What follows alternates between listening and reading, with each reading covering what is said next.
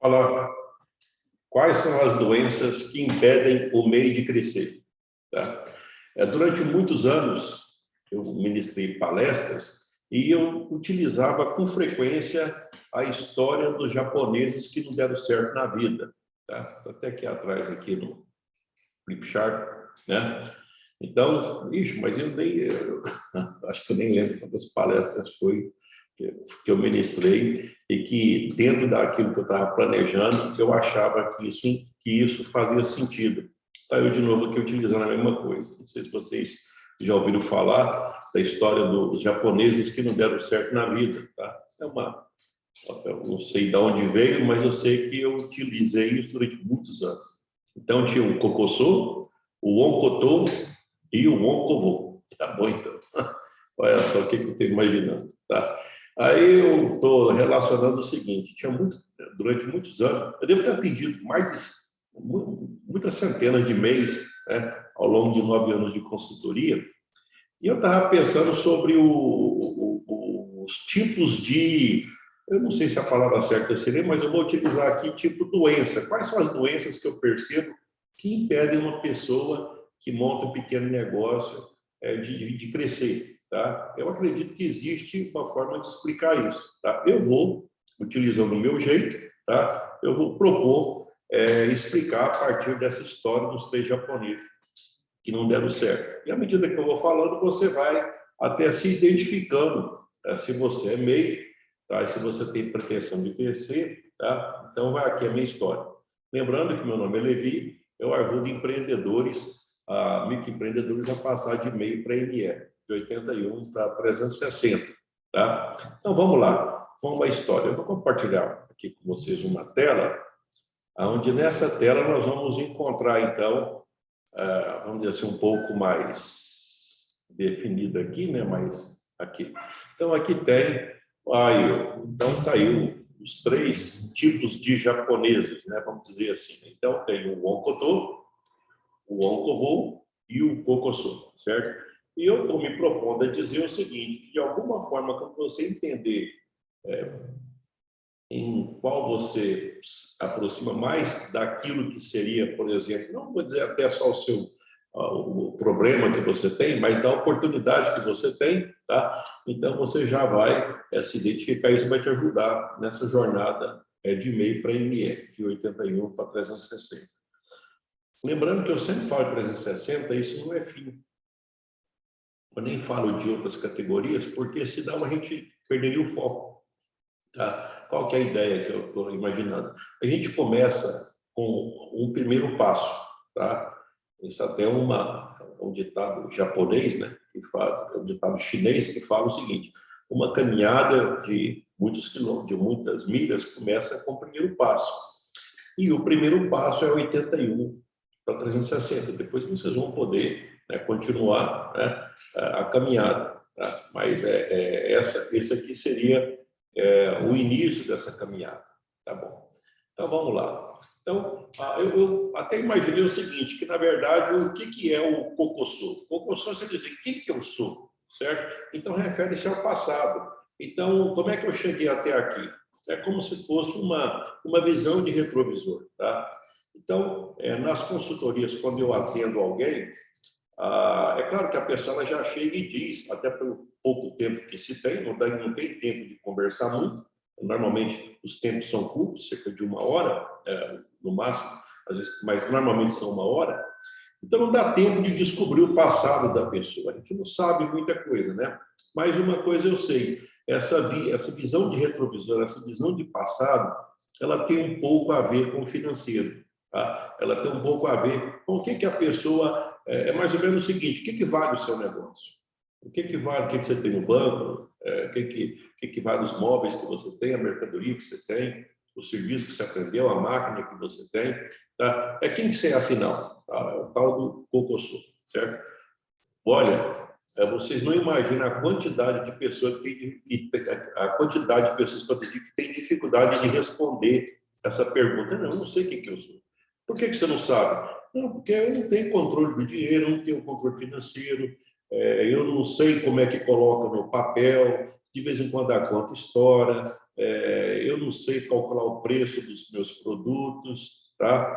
Então, tem gente que tem essas dificuldades. Aliás, isso é muito frequente dentro do mundo dos negócios, né? Essa dificuldade de olhar para o passado e de trazer controlado, como a gente diz, no papel, de trazer a empresa no papel. Tá? Então, tá aí o Cocossô. Né? O que eu sou, afinal? Eu não sei, eu sei que eu tenho um punhado de coisa, que eu trabalho para danar, mas eu não sei nem quanto sobra, eu não sei calcular, parece que eu não sei se eu estou calculando o preço certo das mercadorias, porque não está sobrando. Tá? Então, esse é o Cocossô, certo? É uma visão do passado, que esse passado ele não foi construído. Ele ainda precisa ser trabalhado, certo? Evidentemente que se tivesse esse controle financeiro, provavelmente isso não estaria acontecendo, tá bom?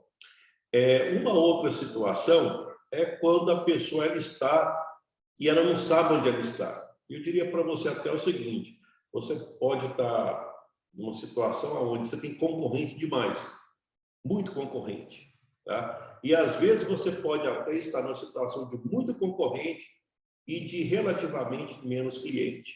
E pode existir uma outra pessoa, às vezes até amigo seu, um conhecido, que ele está numa situação de menos concorrente e mais cliente. Tá? Aí você pode até dizer, Levi, mas existe isso?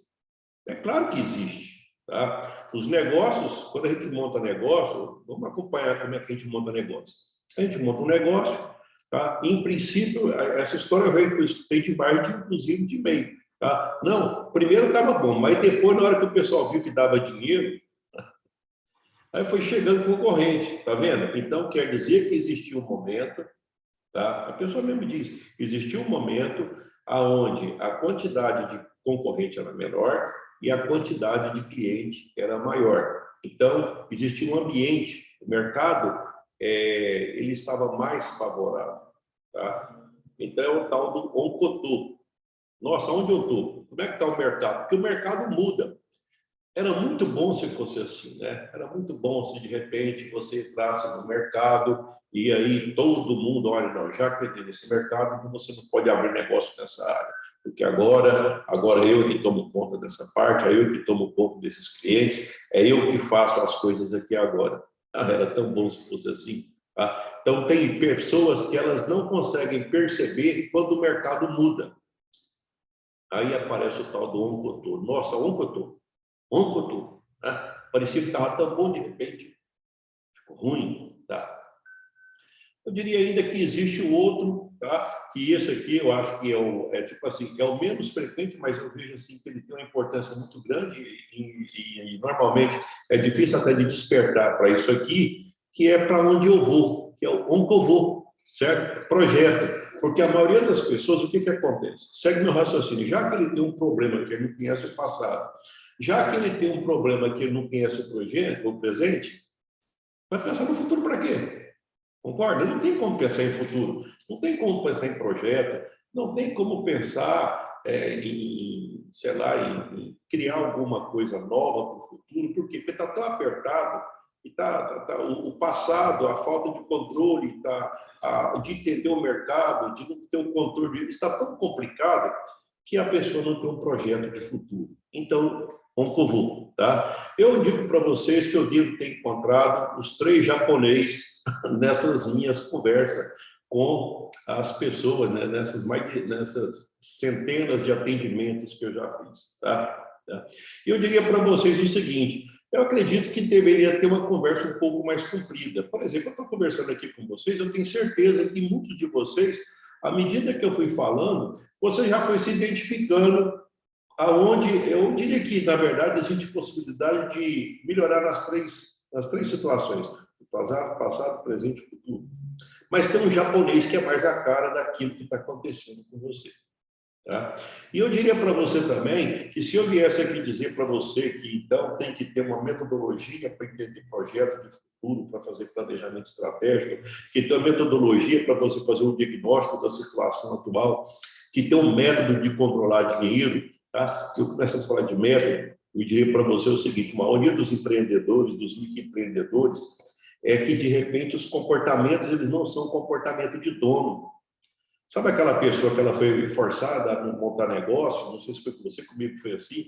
Então, de repente, eu virei empresário, mas eu não queria ser empresário, eu queria ser empregado dos outros. Né? Mas tipo assim, no meu caso, deu certo, porque aí eu fui obrigado a virar empresário e eu aprendi, eu passei a gostar disso. Então, eu tive que desenvolver um punhado de comportamento empreendedor, que isso não é coisa de faculdade, isso não é coisa de... Isso é coisa da vida que a gente vê com outros empreendedores. Não estou dizendo que lá no estúdio, mas estude pouco. Agora, é na prática que você vê as pessoas querendo crescer. Tá? É uma outra coisa que acontece também. Tá? Que, além do comportamento, falta alguns fundamentos.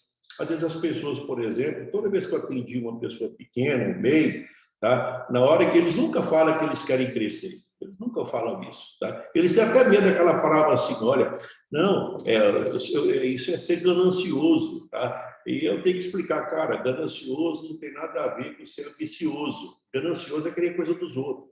Tá? Nós estamos aqui em negócio, não é para tomar nada de ninguém, mas é para você poder crescer. E quando você cresce, você pode fazer muita coisa, inclusive ajudar os outros.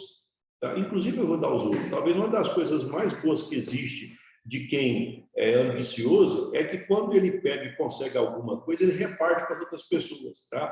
Talvez uma parte daquilo que ele tem, o conhecimento que ele tem, e traz mais pessoas para o lado assim, de mais abundância. Tá? Então, normalmente, quando se fala, quando eu lembro a história dos três japoneses, veja bem que aqui eu já estou levando para um lado um pouco mais pleno. Eu estou dizendo o seguinte, olha, para você fazer essa jornada de MEI para ME, se você se identificou mais com o financeiro, com o mercado, com o projeto, você precisa dos três enquanto método.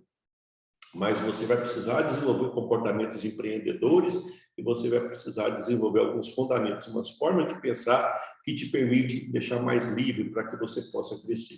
Tá? É por isso que nas minhas postagens você pode perceber que eu falo do método, mas eu falo do comportamento, mas eu falo do fundamento. Porque na minha cabeça, tá? À medida que eu vou conversando, você vai percebendo que eu tenho umas conversas um pouco diferentes daquilo que se conversa. Por quê? Agora, se você conversar com quem é empreendedor, você vai perceber, engraçado, é quando o Levi fala lá nos vídeos dele, parece como você está falando agora. É claro, é empreendedor. Empreendedor fala mais ou menos a mesma língua. Tá? Eles falam de futuro, eles falam de controle, eles falam de ser mais eficiente, eles falam de ser ambicioso, de, por exemplo, querer crescer. Eles falam, inclusive, de ajudar as pessoas.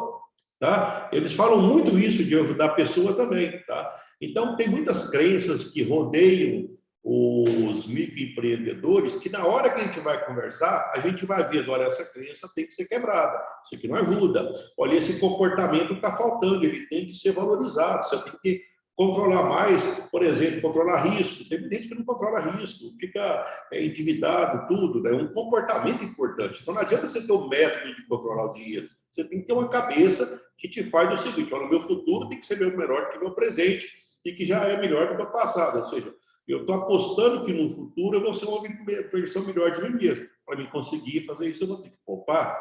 Então, veja bem que tem um pouco de mudança da forma de pensar. Não é somente a questão do método.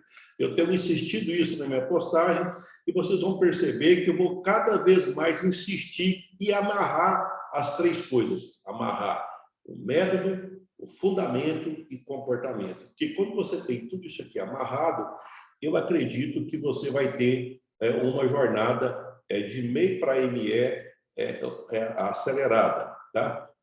Bem, essa é a dica do dia. Me acompanhe para mais dicas.